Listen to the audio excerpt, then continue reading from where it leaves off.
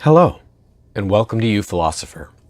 So today I want to talk about a question that was only really kind of touched on pretty briefly in our last conversation, but one that I think just merits a lot more conversation. It's just been kind of like beating me over the head to have this conversation. I guess the universe has been conspiring to me talking some more about this.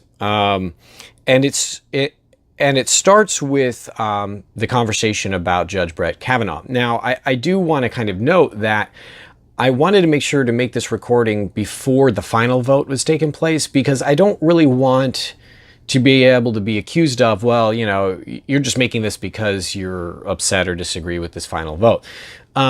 This conversation isn't going to be about Judge Kavanaugh or about the many things that this implies in terms of, you know, judges who are, you know, willing to undermine honest inquiry and things like that, you know, or the partisan nature of our entire system, you know, the failures of our system to protect victims.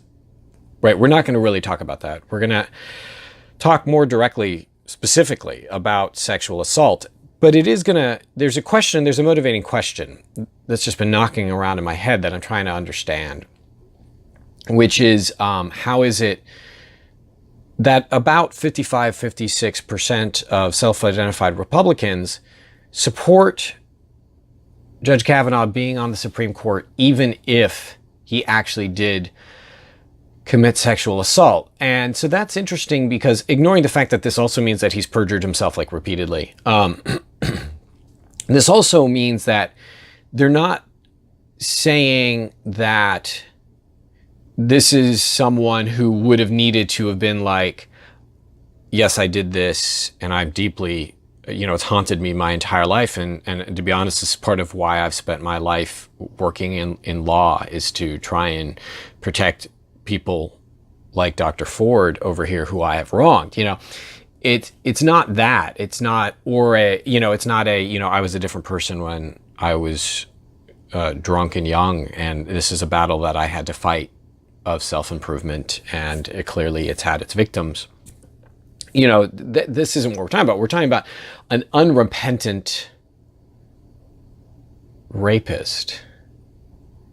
So what that means is, and I can't be sure that, you know, I can't speak for other people, but it seems to me to suggest that, you know, okay, so 55% of Republicans, and no doubt there's some percentage of Democrats, self-identified Democrats, who would think similarly, but I don't know what the stats are on that, think that an unrepentant rapist should serve on the Supreme Court. So, whoa, right? I don't, yeah. So, okay, so let's begin with, so there should just be a disclaimer here, but even with that, you know, people still come up to you afterwards and say, this was really difficult for me. And it, you know, so first of all, it just places me in this horrible position. It's not their fault. It just, this realization that if I don't talk about it, I'm ignoring a really important issue when it comes up in the right time in our conversations. Something, you know, that could prevent one, something that could help somebody understand that, you know, rape has a much broader definition and assault has a much broader definition than a lot of people realize, particularly young men.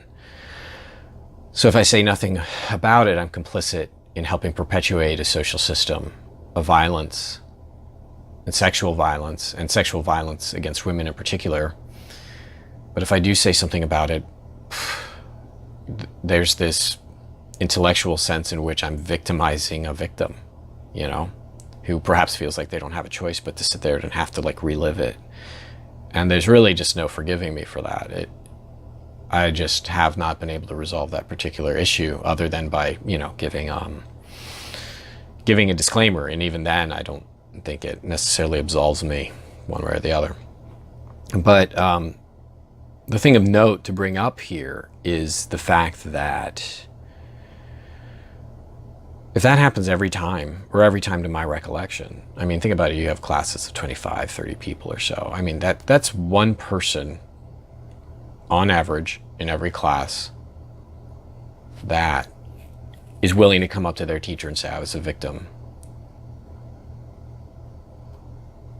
I mean, that's just mind-blowing. I mean, so that isn't the number of people who were assaulted. That's the number of people who are willing to say something about it, you know? So this is happening a lot.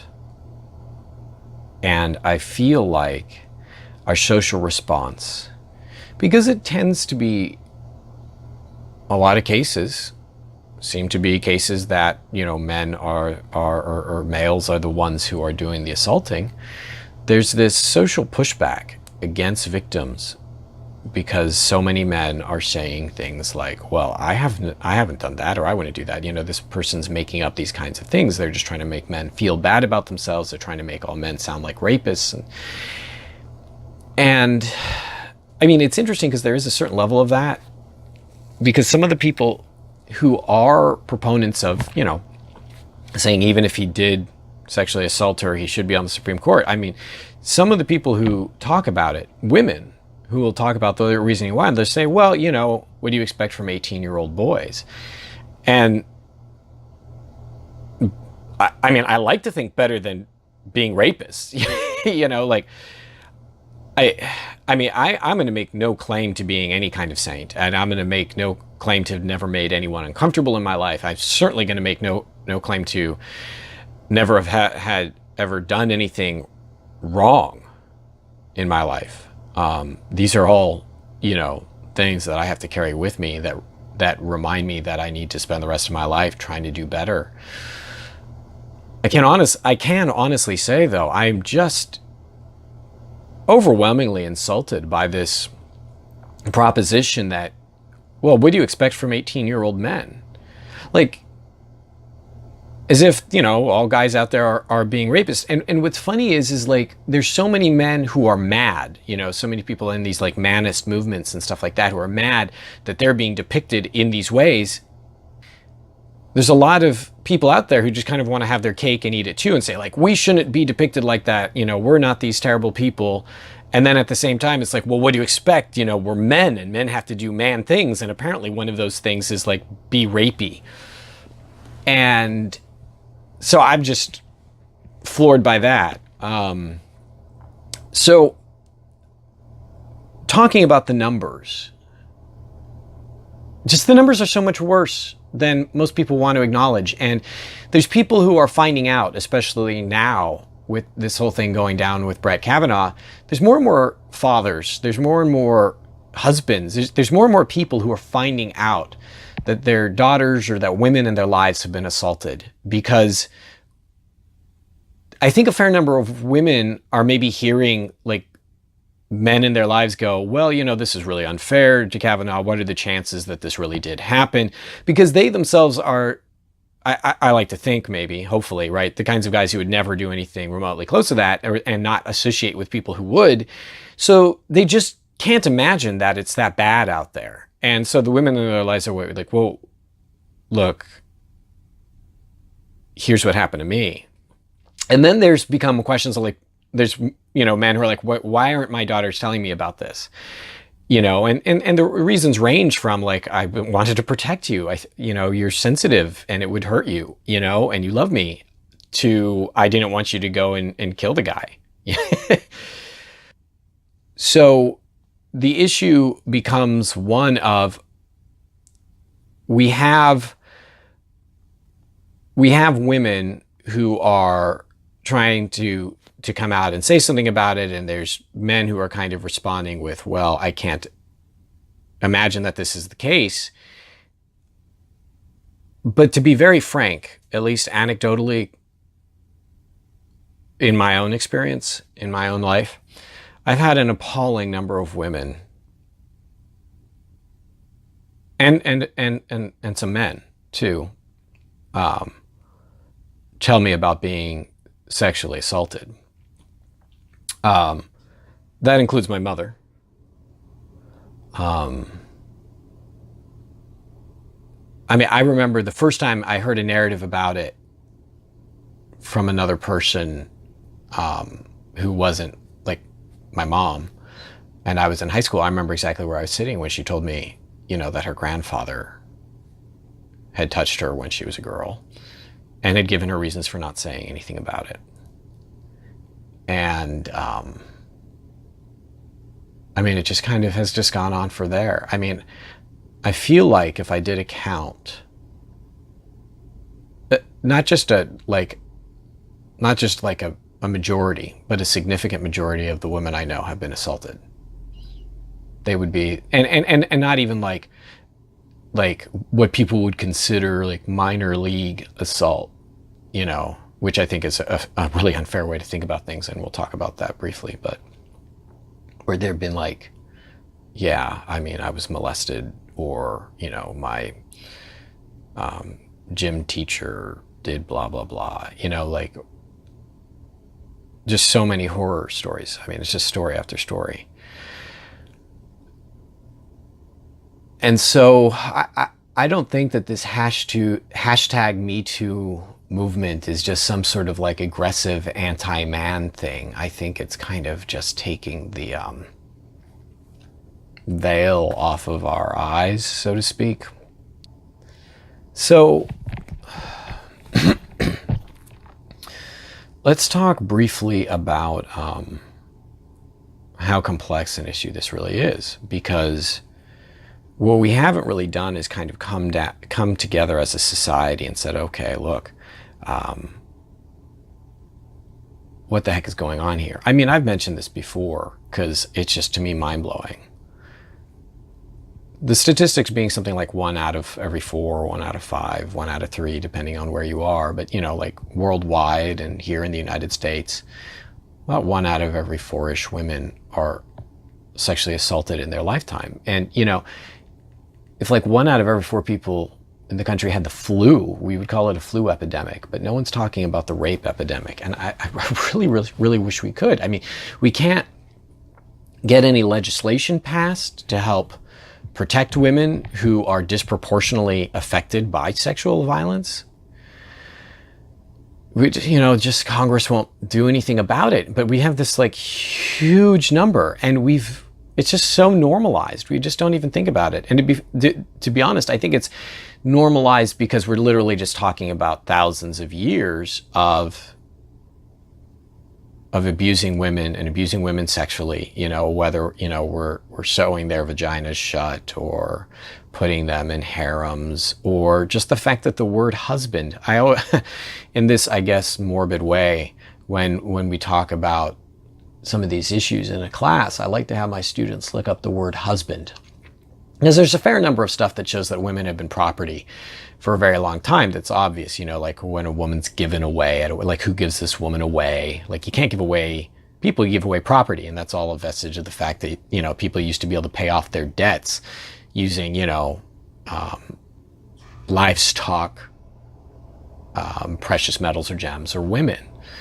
Stuff like the rule of thumb, you can't beat your wife with a stick thicker than your thumb, stuff like that, stuff like that. A lot of stuff people already know, but people don't think about like fairly obvious stuff like the word husband. And so I tell my students, look up the word husband and define it. Like what else does husband mean? And I specifically say, look up husbandry. And you find out that husbandry means like, basically like the care and raising of livestock and agriculture, right? Because there's this idea that a husband is someone who husbands their wives and their families, right? They go and they take care of it and they help cultivate it and they help grow it, but they also own it.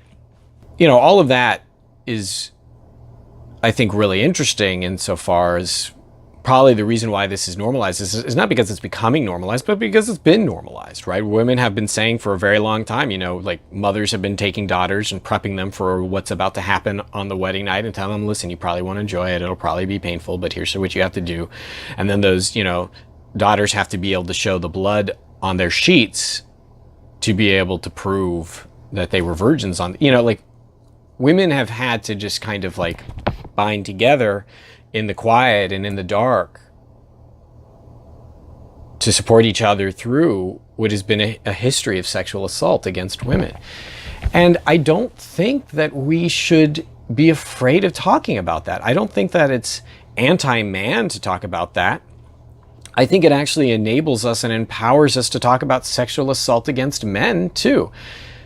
Because it definitely happens. And if I talk about it in a class, if I say, okay, look, men are raped too, students will start to laugh. No joke.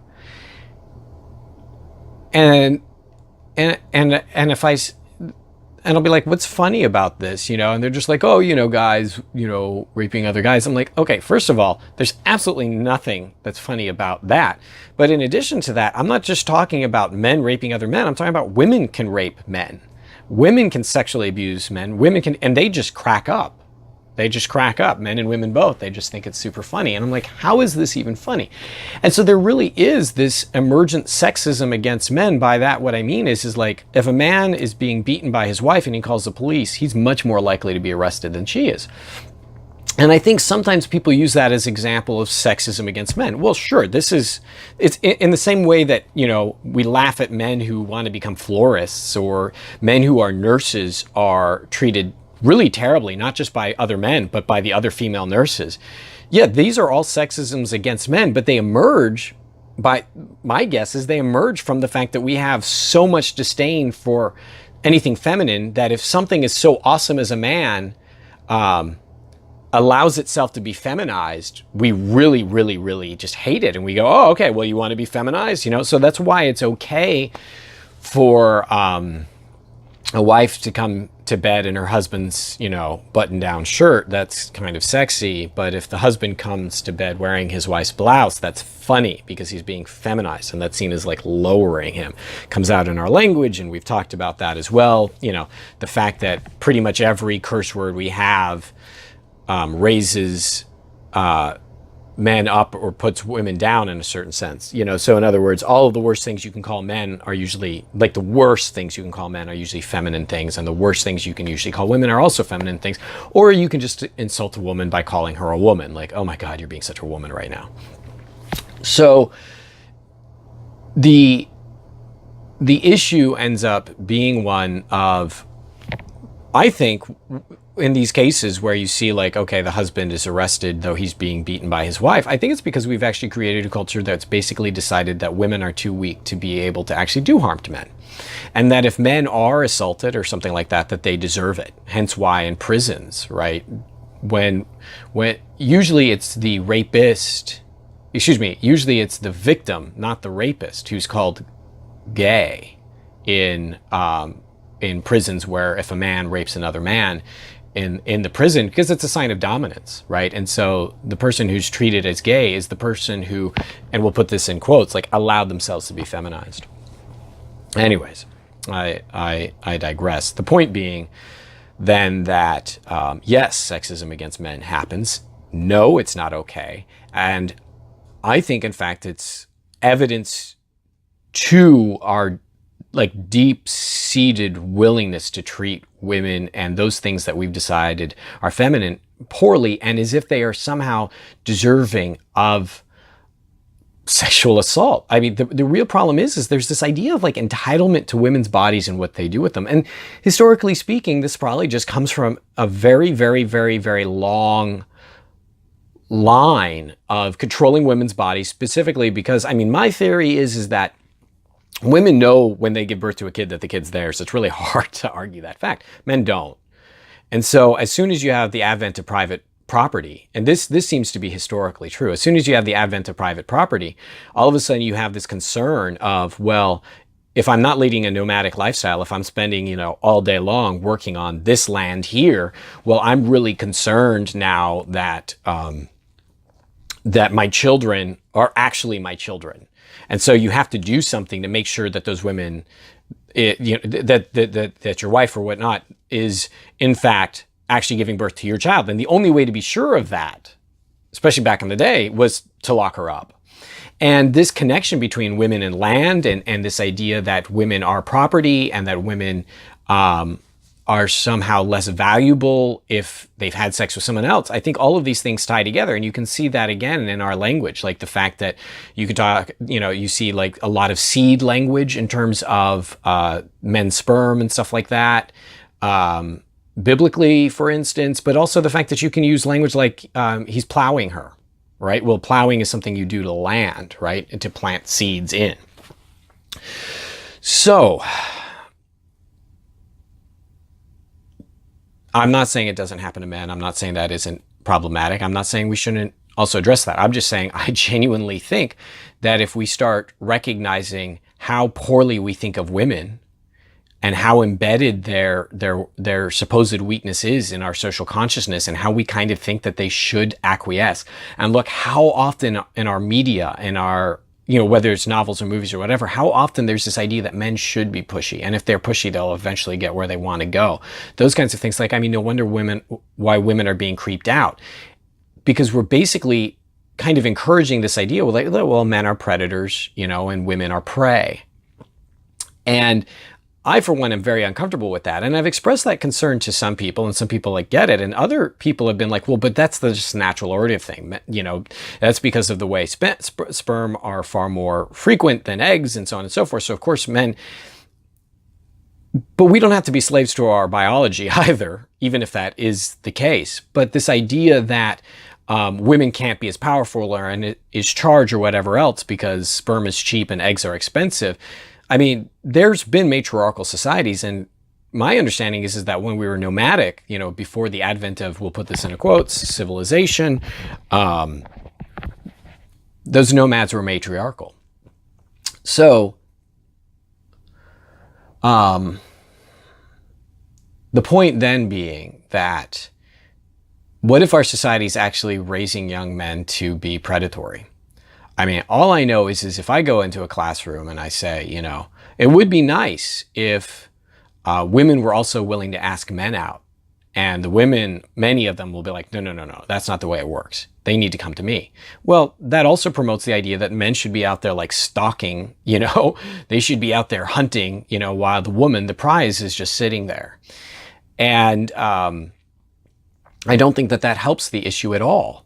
And you see this with this idea of like men's power to look at women, and why this makes so many women uncomfortable. And it's funny because men will be like, I don't know why they're uncomfortable with things I might say or look at them. I'm not actually touching them. What's the big deal? But notice a lot of times those same men would be like, listen, if that gay man looks at me, I'll hit him. In fact, I used to know a guy who talked about like he hit a good friend of his because the guy like made a pass at him. He's like, yeah, I punched him in the face and I feel completely justified in that.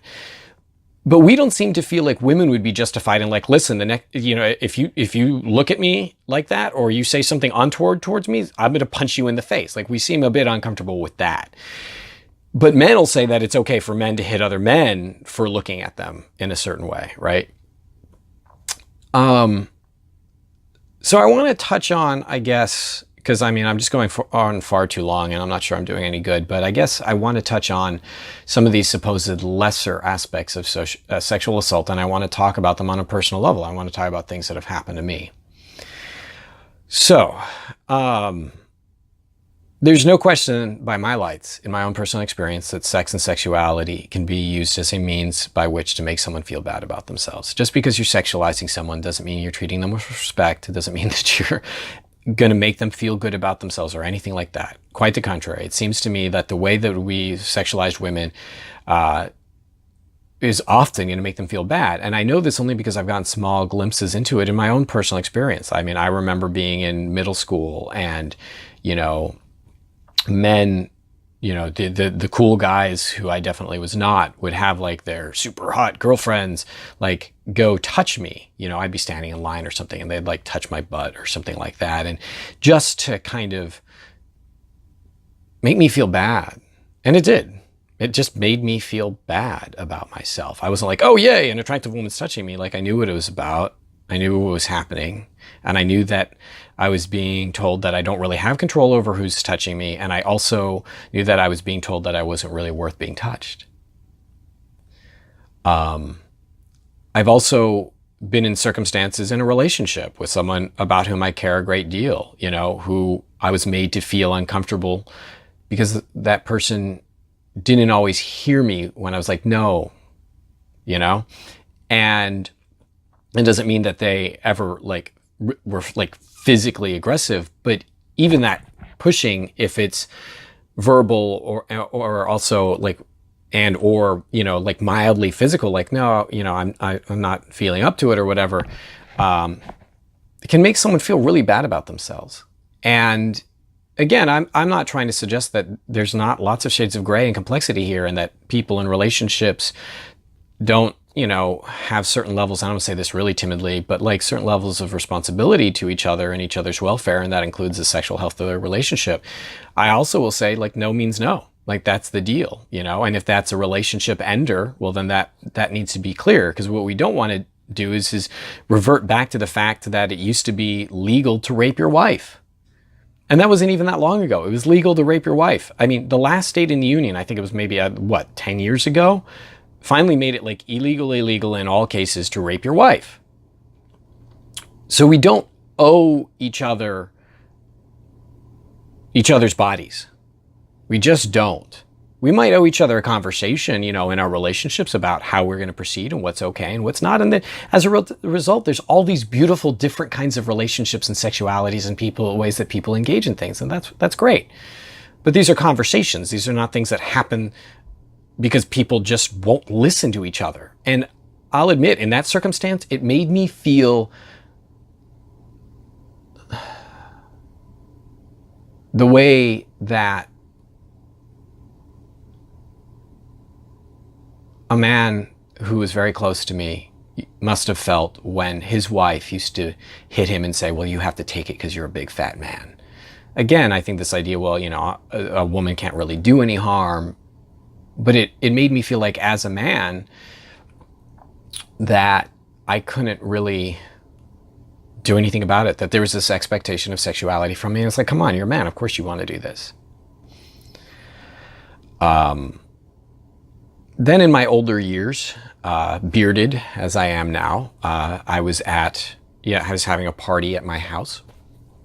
And there was a young man there, probably 25 or something like that. And there was a couple of men who were there. There's lots of different people, but a couple of these guys I didn't know, and they just so happened to be gay.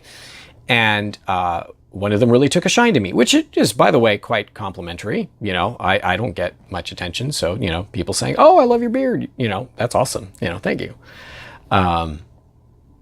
But like, he was very insistent about getting to kiss me. And I did not want to kiss him.